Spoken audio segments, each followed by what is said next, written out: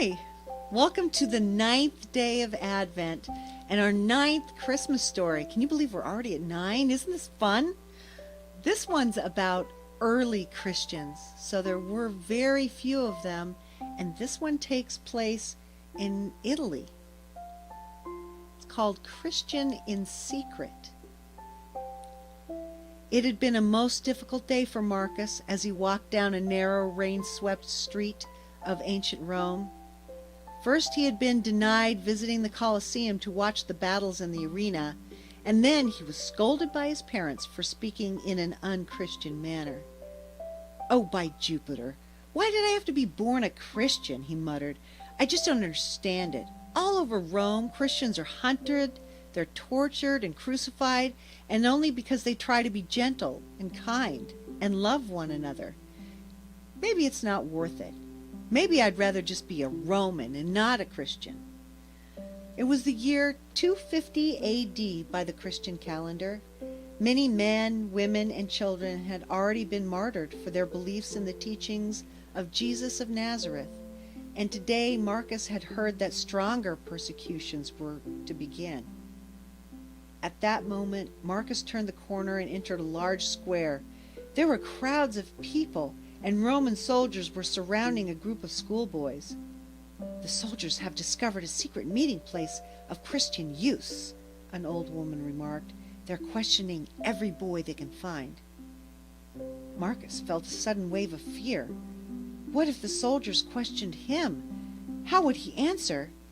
If he told the truth, his father and mother and little sister could be tortured and killed. But could he lie? Could he say that he was not a Christian? He remembered the story about St. Peter, who had denied Christ 3 times and had regretted it all of his life. Suddenly Marcus felt his whole being cry out with startling clarity, "No, no, I am a Christian. I do love Christ. I will not deny him." As Marcus cautiously turned to leave the square, a soldier saw him and shouted, "Stop that boy!" Marcus began to run as fast as his legs would carry him. He could hear the shouts of the soldiers in hot pursuit. He raced down one street after another until he reached the old paved road leading out of the city. He kept running until he felt he could go no farther. It had become dark, and he had no idea where he was.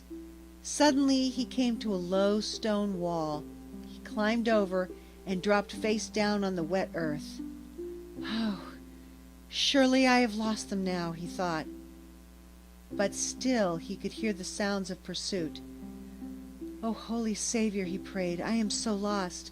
I don't know what to do. Protect me and my family. Lead me." As if in answer to his prayer, a bolt of lightning flashed across the sky. Marcus could hardly believe his eyes, for in that flash he recognized a great winged statue. He was in the Roman cemetery, near a hidden entrance to the catacombs, that maze of underground tunnels and rooms where he and his family had come so many times with other Christians to worship in secret. The shouts of the Roman soldiers were very near as Marcus left his hiding place and found the hidden entrance to the catacombs. He shivered as he groped his way down through one damp, cold passage after another. Suddenly, in the darkness, a man's strong hands gripped him by the shoulders. "Let me go!" Marcus cried in terror. Almost at once, another man appeared carrying a small oil lamp and said softly, "Christ is born."